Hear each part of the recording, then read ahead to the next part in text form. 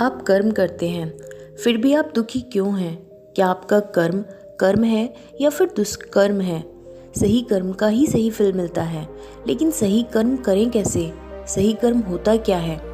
दोस्तों, आज मैं आपको एक कहानी सुनाने जा रही हूँ। इस कहानी के माध्यम से आप यह समझ पाएंगे कि आखिर कर्म होता क्या है, क्योंकि हर एक इंसान का कर्म ही उसके सुख और दुख का भागी होता है। सही कर्म उसके सुख का भागी होता है और गलत कर्म उसके दुख का भागी होता है। एक बार की बात है, महात्मा गौतम बुद्ध के एक शिष्य ने उनसे प्रश्न किया कि हे भगवान, कर्म क्या है? महात्मा गौतम बुद्ध जी मुस्कुराए और उन्होंने जवाब दिया, वत्स, मैं तुमको एक कहानी सुनाने जा रहा हूँ। इस कहानी के माध्यम से तुम सभी शिष्य यह समझ जाओगे कि आखिर कर्म क्या है। गौतम बुद्ध ने बताया कि एक राजा था। वह अपनी मंत्री के साथ देश का भ्रमण करने निकला। भ्रमण करते करते राजा और मंत्री एक बाजार में पहुंच गए। उस बाजार में राजा का ध्यान एक दुकानदार के ऊपर गया।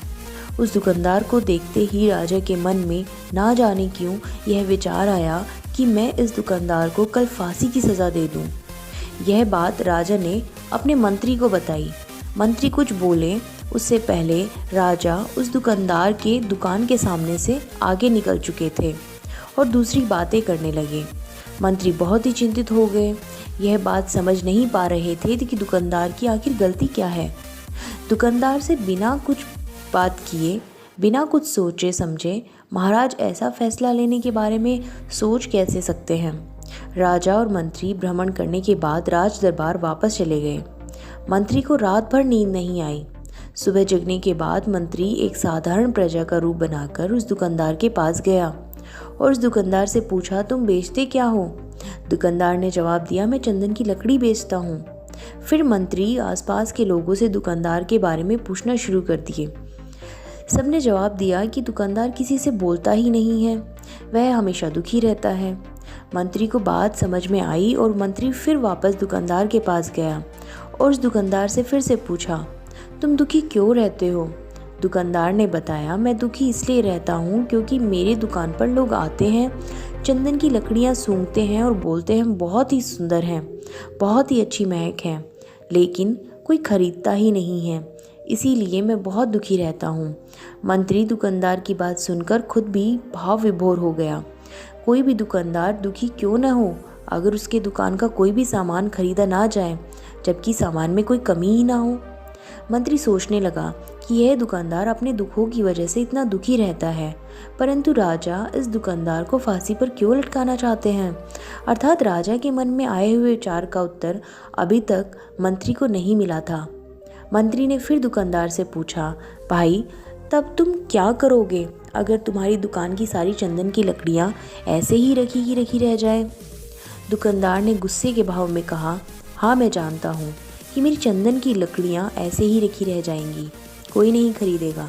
इसीलिए ही तो मैं सोचता हूँ कि हमारे देश का राजा जल्दी से मर जाए।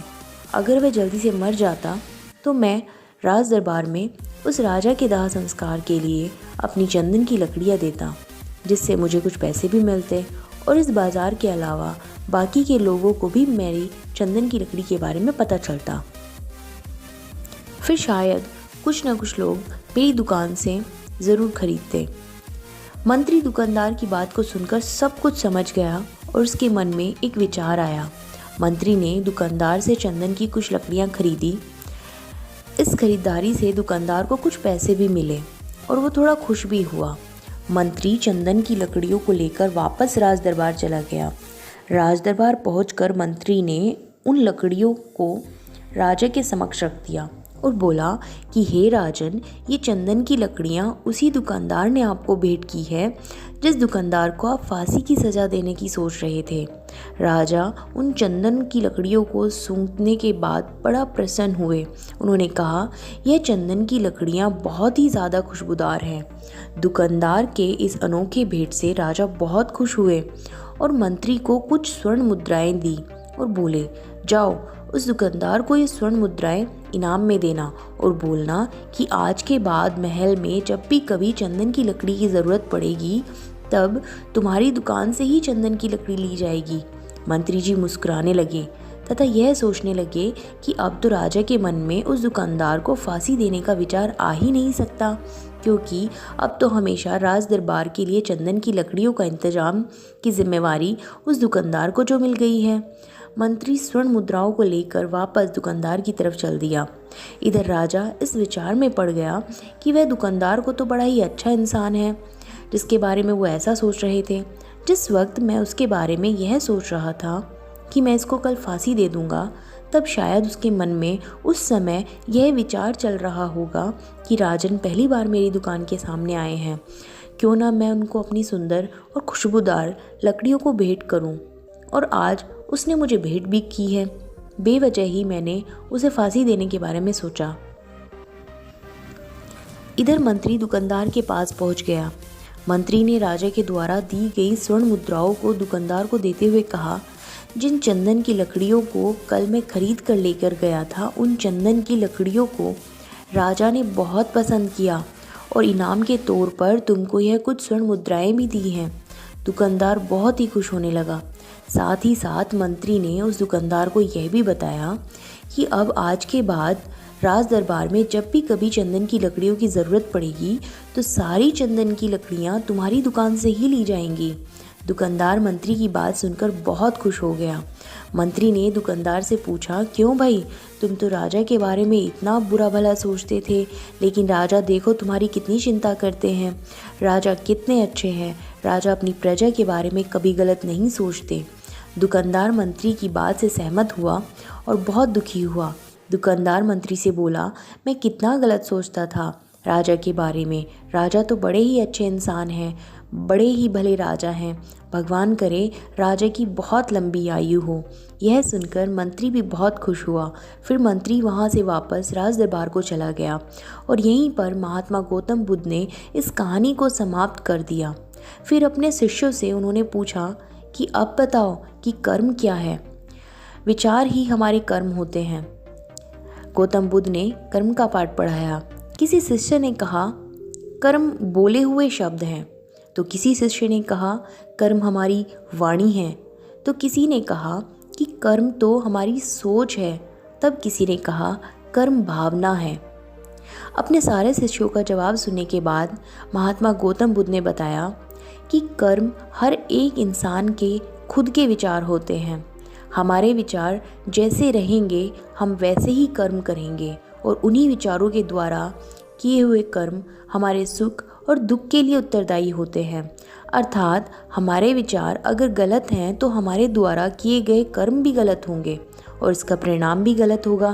परिणाम स्वरूप हम दुखी रहेंगे। अगर हमारे विचार सही रहेंगे तो हम सही कर्म करेंगे। सही कर्म करेंगे तो फिर फल भी अच्छा मिलेगा जिससे हम सुखी रहेंगे। कर्म क्या है? इस कहानी से आपने क्या सीखा? इस कहानी से मैंने तो ये सीखा है कि अगर हमारे विचार सही रहते हैं, हम निष्पाप रहते हैं, तो उन्हीं निष्पाप और सही सोच की वजह से लिया गया सही फैसला सही होगा। और जब सही फैसला लेंगे तब वह हमारे द्वारा की हुए सही कर्म अच्छे होंगे। जब सही कर्म हुए तो सही परिणाम भी मिलेगा, जिसकी वजह से हम सुखी रहेंगे और हम खुश रहेंगे। जबकि इसी की जगह अगर हमारे विचार गलत रहेंगे तो हमारे द्वारा लिए गए फैसले भी तो गलत होंगे और किया गया कर्म भी गलत होगा, जिसे दुष्कर्म कहा जाता है।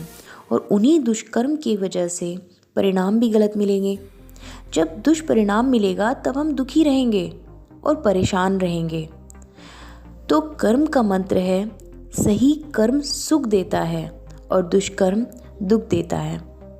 आशा करती हूँ दोस्तों ये कहानी आपको पसंद आई होगी। अगर वाकई में ये कहानी आपको पसंद आई है और इससे आपको कुछ सीखने को मिला है तो मेरी इस वीडियो को शेयर और लाइक ज़रूर कीजिए। और ऐसी बेहतरीन कहानियों के लिए मेरे चैनल प्रीति चौधरी वर्ल्ड्स को सब्सक्राइब करना ना भूलें। मिलती हूँ अगली किसी अच्छी वीडियो के साथ में। धन्यवाद।